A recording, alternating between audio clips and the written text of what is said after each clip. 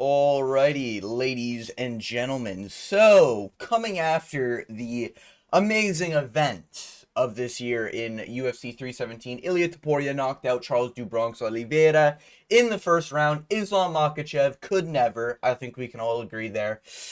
So, whatever King wants, King gets. And it seems like the trend is that Ilia is probably gonna fight Paddy Pimblett. Alright?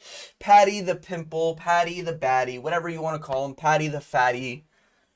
Mr. Fat Fuck who needs to go on a diet, starts running a treadmill before he runs his fucking mouth. You know, even more than he already is. Alright? But I appreciate it. We at least got some egos in the UFC. We at least got some excitement in the UFC. There's some beef going on, you know? Ilia is talking about how he actually wants to knock that guy out, and Paddy Pimblett's talking about disfiguring Ilia Topuria.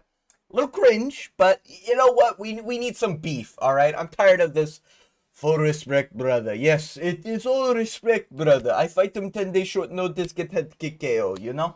It's fucking boring, okay? I want some beef. I want some shit talk. I want some pushing in the octagon. And that's what we got. But before we get to see Paddy Pimblett get chinned by Ilia Topuria, we have to see a number one contenders bout. There's a long line in lightweight right now.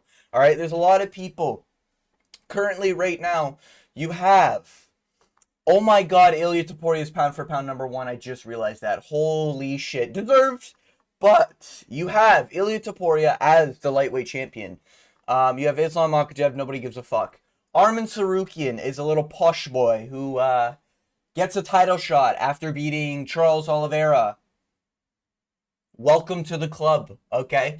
You know, that's not one, that's not 2, 3, 4, 5, 6, 7 losses. That's 10 losses, okay, on Charles do Bronx. But regardless, there's a lot of people here. Max Holloway has already lost to Ilia Topuria, but he's not far off getting a title shot because he just beat Justin Gaethje.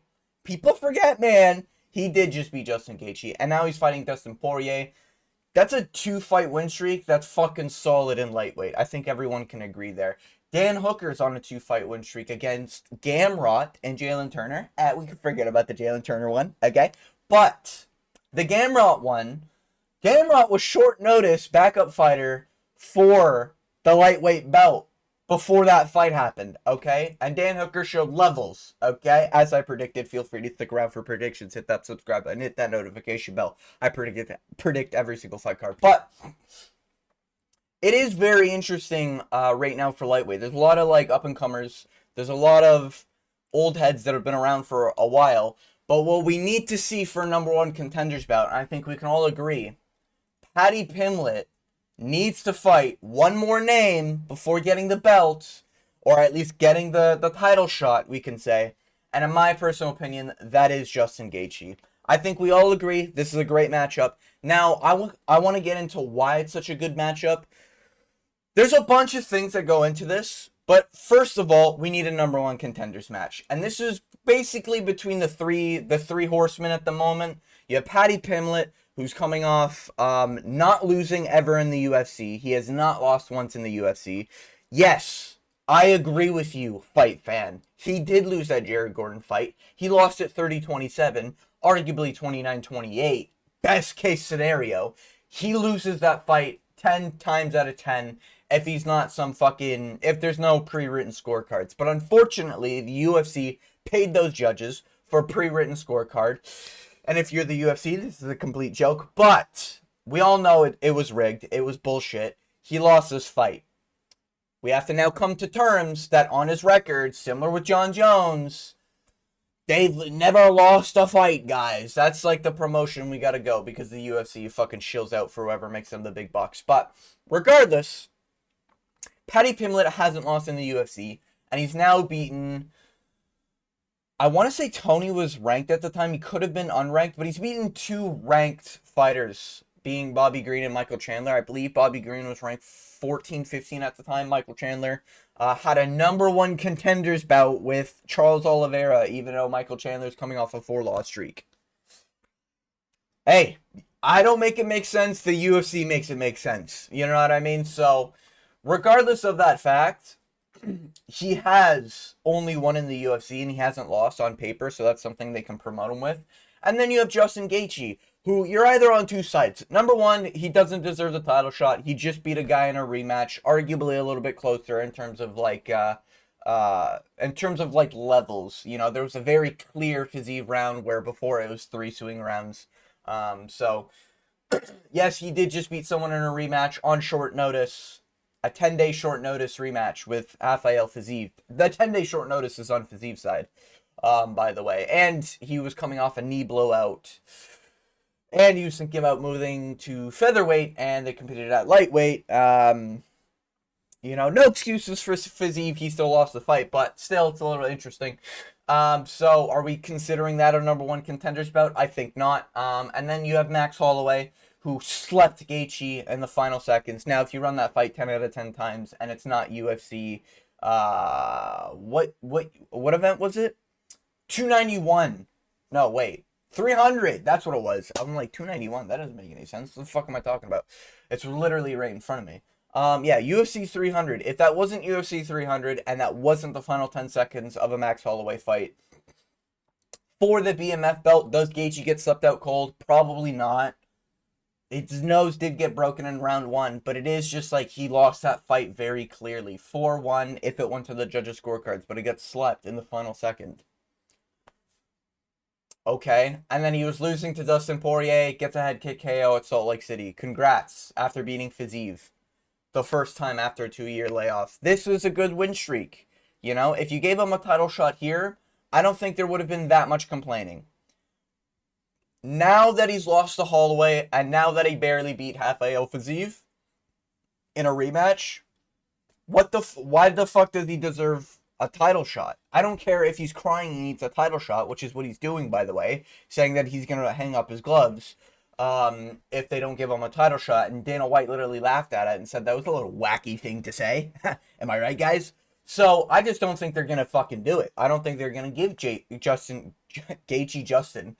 I don't think they're going to give Justin Gaethje a title shot. I think they're going to save him for the Paddy Pimblett #1 contender fight with Justin Gaethje. And I've been thinking about this, and now Dricus du Plessis, the African King, has now announced that it's in the works, or at least it's like in the talks. You know, I think he thinks it's confirmed, but obviously with the UFC, we got to wait for an official announcement. Otherwise, nothing's confirmed. But regardless, it seems like Paddy Pimblett versus Justin Gaethje is being made as the #1 contenders bout. And Arman Tsarukyan can go fuck himself. Nobody gives a fuck about that guy. He's gonna get slept by Ilia anyways. He lost to Islam Makhachev already. He's lost to Mateos Gamrot. Go fight Gamrot, Will, bro. Alright? Nobody wants you. Nobody cares. Okay, posh boy? But Paddy Pimblett versus Justin Gaethje is so fucking perfect. And I love that it's being made now. Because, guys, now, if you think Paddy Pimblett's overrated because he's only beat, 38-year-old plus in his last 3 fights. You know, Jared Gordon's getting up there too. I think he's 36, 37. He's only fought old fucks to get ranked. I'm with you guys. He did do it impressively. I think we can all admit there, except for almost getting triangled by Tony Ferguson in the 3rd. That was a little embarrassing. But, you know, he submitted Barbie Green. That's very impressive. He beat the shit out of Michael Chandler, whooped Michael Chandler's ass. Oliveira couldn't do it, but as we've seen, Oliveira's just not there anymore. I think we all know that. The Do Bronx era ended, I think, before that Chandler fight. But Paddy Pimblett, if he goes on to beat Justin Gaethje, holy shit, I swear to God I have a speech impediment. He just beats another old fuck, guys. We can parade it around that Paddy the Baddy's only beaten old men. Hey, look at that. He beat another 37-year-old. Oh, hop on the bandwagon, Paddy the Baddy. You know, congrats. You beat another old man. How about you fight a real contender, Paddy Pimblett? All right. So all of us, we can go ahead and say Paddy the Baddy doesn't deserve the title shot. We can shit on him when he gets the title shot after beating Justin Gaethje. And we can promote it and just fucking wave our signs being like, yeah, he's only beating old man. He fucking sucks. He's a bum. You know, that's the best part, to be honest with you. Because if Paddy loses, we can make fun of him and be like, yeah, that guy fucking sucks. If he gets chinned, oh my God. Oh, it'd be so fucking nice. But if he just loses via decision, especially if it's a 5-rounder, 5-rounder is a little interesting. 5-rounder, I probably lean Paddy Pimblett, just being honest. But 3-rounder, we'll see what happens, you know? But, yeah, if he does lose like a 3-rounder for our number one contender spout against Justin Gaethje, it's a little interesting because now we can make fun of him for losing to an old man who got slept by Holloway, and Paddy the Baddy couldn't do shit to him, okay? And if he beats Justin Gaethje, we can then say, he doesn't deserve it. He just beat another old, washed UFC vet. Who fucking cares? I mean, it'd be the same as beating Clay Guida at this point in their careers. You know what I mean? It's the same as beating Cub Swanson. You know, are we really going to reward that as a number one contenders fight? You know, so that's the best part. Now, I do think that the veterans or the old heads would probably give Paddy Pimblett the flowers once he beats Justin Gaethje. Because this is clearly the fight they're vying for next for a number one contenders fight.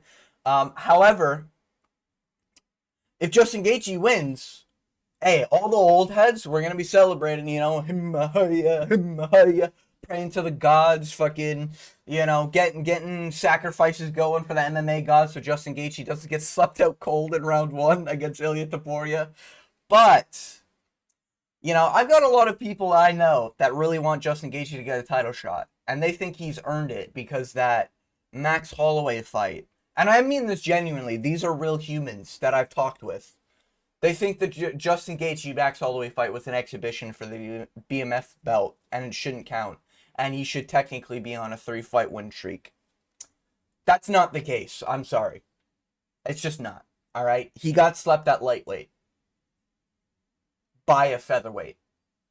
And if you want to say, oh, Max Holloway bulked up, whatever, a couple months after this fight, he goes back down to featherweight.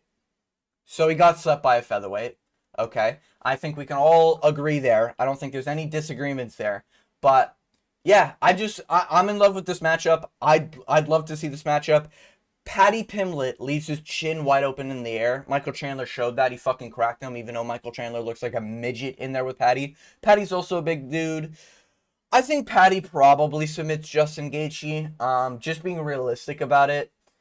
Listen, Justin Gaethje's good, but he always sucks when he's against, like, submission threats. You know? The Oliveras, the Khabibs, he didn't fight Islam, but I think we'd all pick Islam.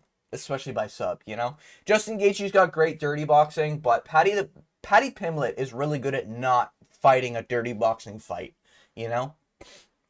And he submitted the great Jordan Levitt. And Jordan Levitt is going on to do great things now. So, you know.